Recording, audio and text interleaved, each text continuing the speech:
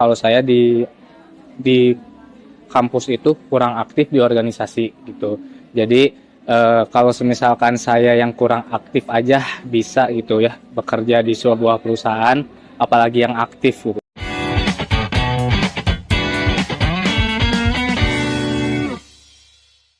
Assalamualaikum warahmatullahi wabarakatuh. Halo teman-teman semua, selamat datang di podcast kali ini dalam rangka memenuhi tugas mata kuliah pengembangan diri dan karir. Nah, teman-teman semua, kali ini kita sedang bersama Kak Fahmi, lulusan psikologi UIN Bandung angkatan 2021. Nah, saat ini Kak Fahmi ini berprofesi sebagai HR di salah satu perusahaan. Nah, pada kesempatan kali ini kita ingin berbagi ilmu nih dan pengalaman dengan Kak Fahmi. Apa kabarnya, Kak? Alhamdulillah sehat. Di sini kita pengen sharing nih gimana sih pengalaman Kak Fahmi sebagai lulusan psikologi, terutama psikologi UIN Bandung. Oke, perkenalkan saya Pasya atau Fahmi. Mengenai pertanyaan pertama, apa sih? Bagaimana Pengalaman. Oke, kalau untuk segi pengalaman, apalagi di saya sekarang berprofesi sebagai HR, sangat membantu, baik itu dari ilmu, baik dari pengalaman apapunnya.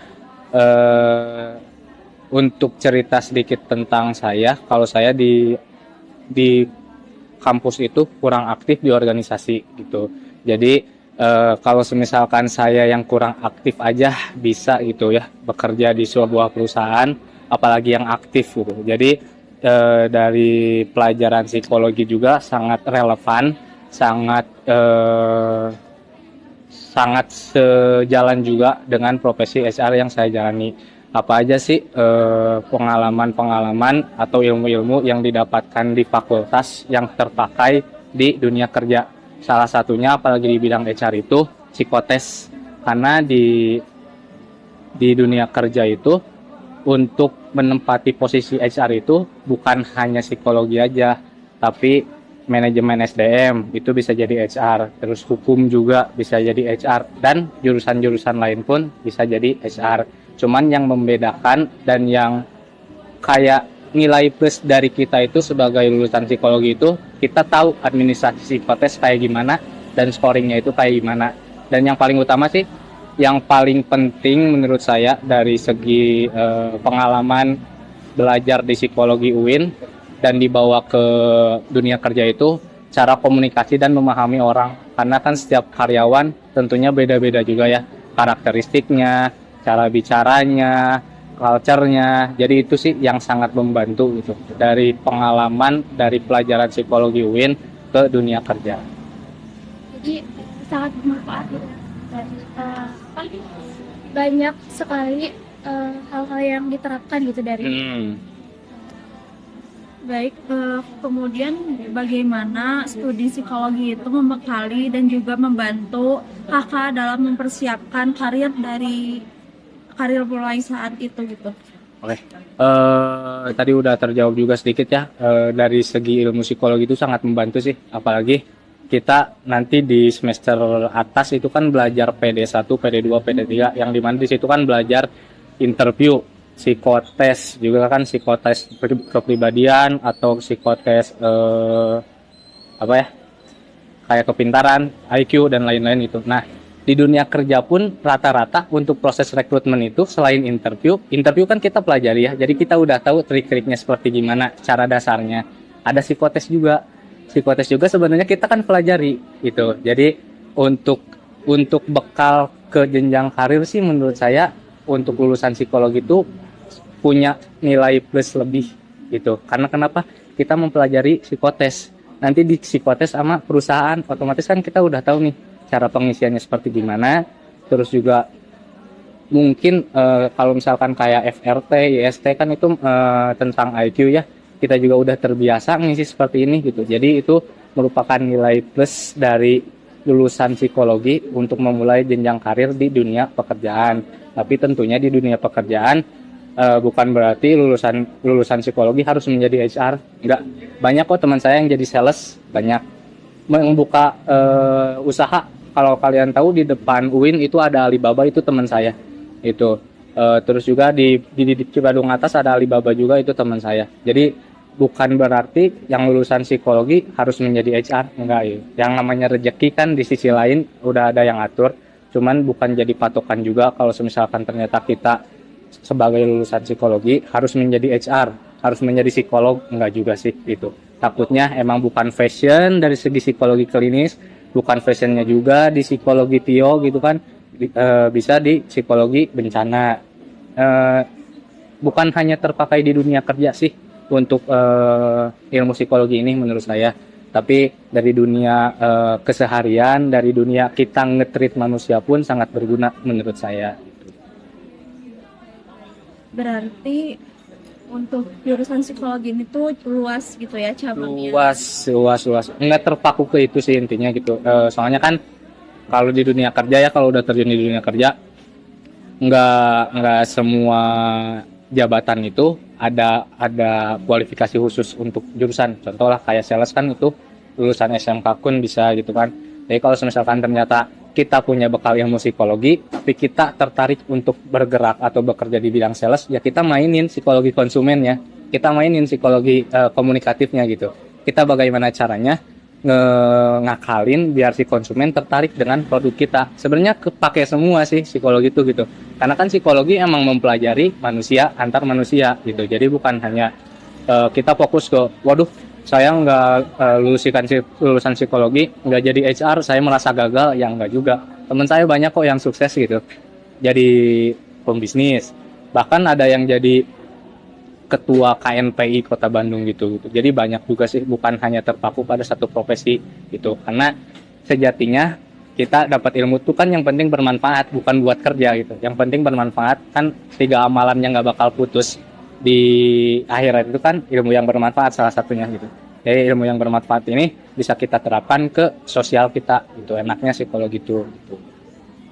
Dan ternyata ilmu psikologi ini tuh bisa diterapin di segala hal ya. Menurut saya bisa, tapi tergantung juga ya. Soalnya kayak saya selaku HR banyak banget nerima kayak keluhan dan kita nggak bisa nyamaratain semua orang yang ngeluh itu dengan treat yang sama.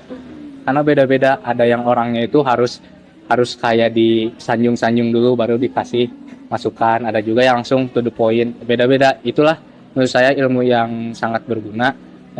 Psikologi bukan hanya di dunia pekerjaan, tapi di dunia sosial kita juga itu sangat berguna. Kemudian untuk dari kakak sendiri nih, ada saran atau tips nggak buat mahasiswa psikologi khususnya untuk pengembangan diri dan juga perencanaan karir yang dibutuhkan untuk masa selanjutnya? Menurut saya sih sekarang zaman makin canggih ya. Contoh kayak teller bank aja sekarang kan diganti sama robot gitu kan.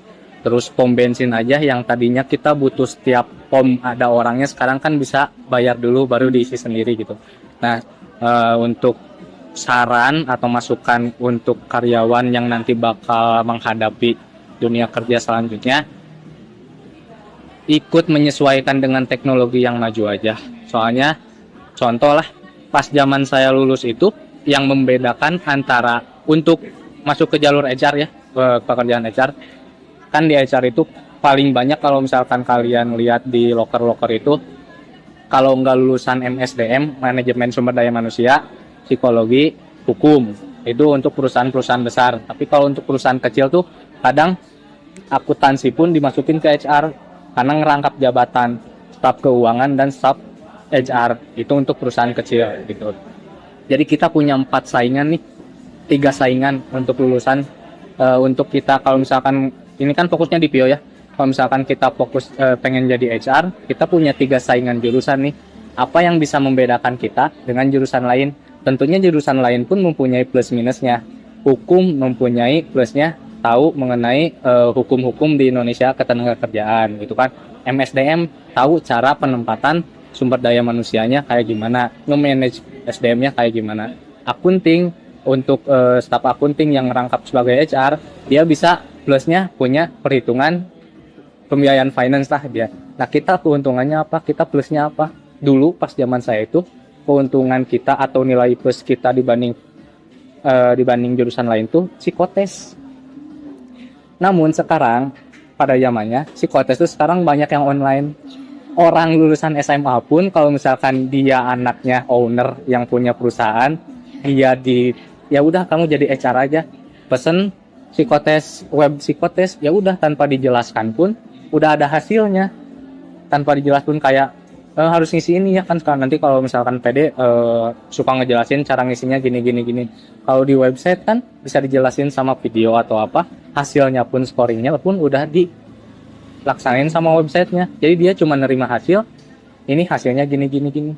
Itu untuk tantangan kalian ke depannya. Jadi tetap secara basicnya tetap harus ada sih gitu kan, di mana-mana untuk psikotes, untuk ilmu apapun basicnya harus dapat dulu sebelum ke selanjutnya gitu. Mungkin kalau misalkan ke depannya dengan psikotes online ini yang merajalela gitu, bukan berarti kalian gak kepake, harusnya kepake, cuman kalian harus bisa kombinasiin antara hasil dari yang website yang teknologi terkini sama hasil pelajaran kalian di fakultas itu. Soalnya jujur sih sekarang saya pribadi kayak apa sih istimewanya saya selaku lulusan psikologi, psikotes udah bukan jadi andalan kita lagi.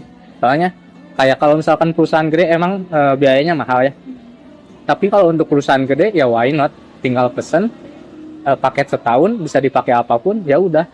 Kayak psikotes, proses rekrutmen psikotes tinggal kasih laptop, isi ya, tata cara pengisiannya ada di situ.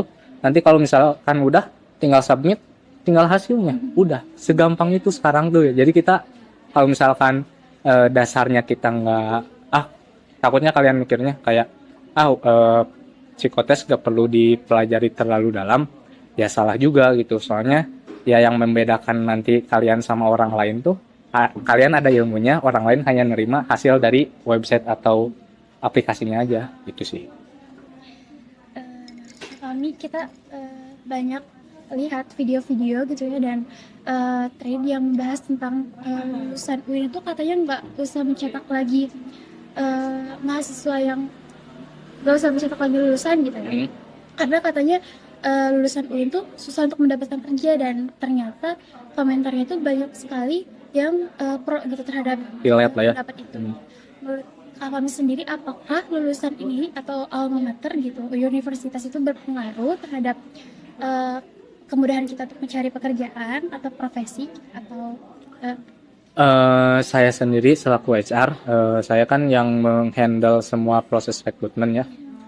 Jujur ada sedikit ngaruh mengenai lembaga universitas, tapi enggak. Menurut saya pribadi sih selama saya kerja berarti 2022 sampai 2004 tahun, tapi enggak terlalu memfokuskan bahwa suatu universitas ini udah menjamin lulusannya bakal baik juga. Contoh lah kayak kan yang terkenal di Indonesia IPB, ITB, UPI atau apa gitu kan. Emang udah pasti mereka oke juga itu kan. Emang udah pasti mereka semua yang lulusan mereka udah pasti oke kan, enggak juga. Jadi alma mater cukup berpengaruh tapi enggak signifikan. Tapi yang paling signifikan menurut saya pengalaman kerja, pengalaman magang, sama skill yang kalian punya. Itu percuma kalau misalkan lulusan ITB tapi dari segi skill nanti dites. Biasanya kan untuk gambaran juga buat kalian, proses rekrutmen itu ada 4 atau 3 step. Yang pertama interview HR, yang kedua psikotes, interview user, sama biasanya satu lagi offering letter. Jadi masih banyak step-stepnya gitu, bukan hanya dilihat dari CV. CV tahu CV? Ya, bukan hanya dilihat dari CV. Oh, lulusan ITB udah pasti diterima, bukan berarti gitu. Tapi emang pengaruhnya ada, ya ada gitu. Karena HR pasti mikirnya kayak, oh lumayan nih lulusan ini, karena dari segi masuknya juga kan agak sulit gitu. Tapi menurut saya pribadi selama saya memegang HR, yang nggak terlalu signifikan pengaruhnya gitu. Apalagi dengan tadi dilihat dari berita-berita UIN, mungkin itu karena emang salah satu oknum dari mahasiswa UIN yang di sananya kan di thread-nya itu dituliskan bahwasanya kompetensi sama ekspektasi gajinya yang nggak ngotak. Ya harusnya ngotak juga gitu kan. Buktinya alhamdulillah saya meskipun awal-awal lulus itu sempat 1 tahun nganggur, akhirnya keterima juga gitu kan. Terus teman saya ada yang dia ditawarin sama perusahaan gede di Jakarta sebagai head HR. Terus teman saya ini mengenai lingkungan seangkatan aja ya. Teman saya ada yang di Astra gitu. Teman saya ada yang di Umama, ada yang di Stanley. Banyak juga. Bukan berarti kayak dengan trade itu kalian ke trigger kayak aduh lu nyesel nih masuk UIN atau enggak gitu. Itu kayaknya karena emang kebetulan yang komennya itu kan ya di perusahaan om gua juga banyak yang gitu ya, emang apesnya kayak gitu kan, beberapa oknum. Cuman ya kita sebagai lulusan UIN jangan sampai menyesal.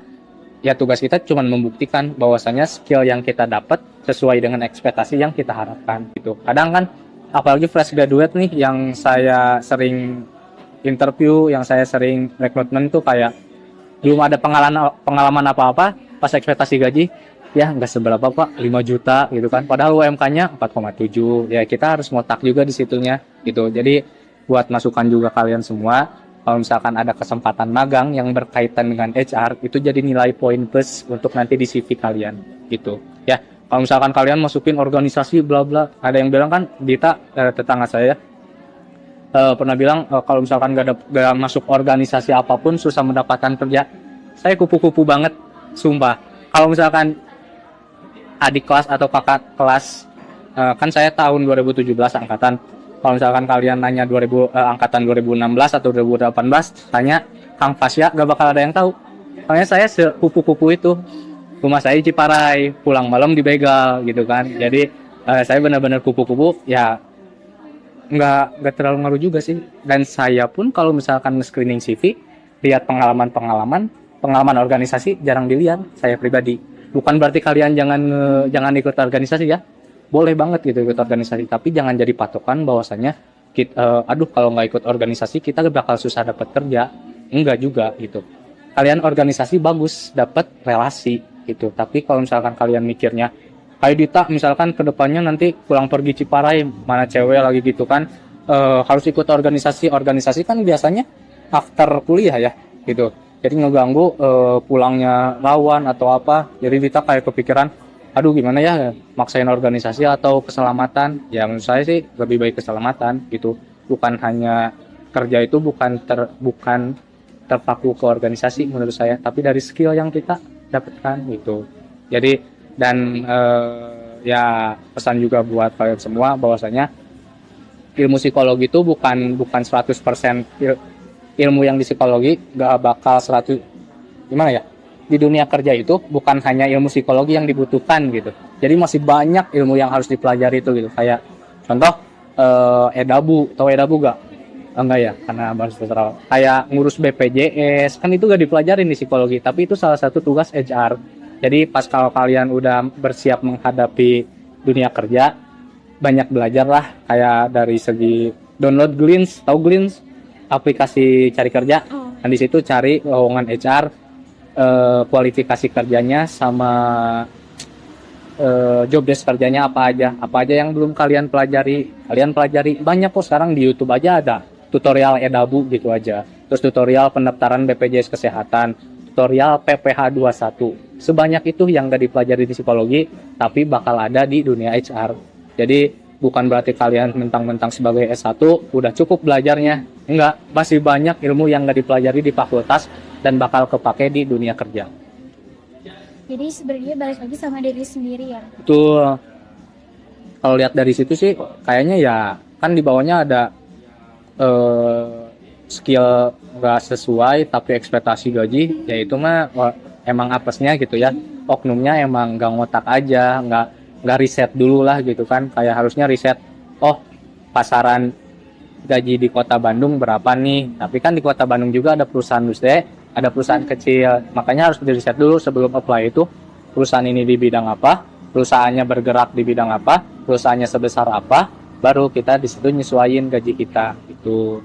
Jadi ya kayaknya oknum itu karena emang dia nyamaratain semua perusahaan bisa maksudnya semua perusahaan bisa memberikan gaji yang besar dengan yang lainnya tuh kayaknya. kan gak disebutin juga ya, UIN Bandung, UIN apanya gitu ya.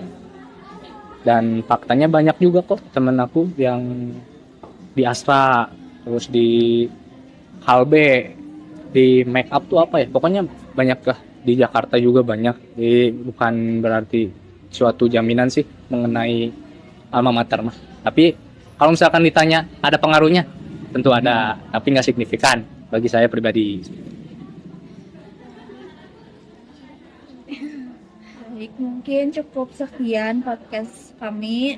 Ternyata banyak banget informasi dan juga ilmu-ilmu baru yang kita dapatkan dari podcast kali ini. Terima kasih untuk Kang itu sendiri sudah bersedia menjadi narasumber. Mungkin sekian dari kami. Semoga ilmu yang ada di video ini bisa bermanfaat untuk kalian semua. Sampai jumpa di lain waktu. Terima kasih. Wassalamualaikum warahmatullahi wabarakatuh.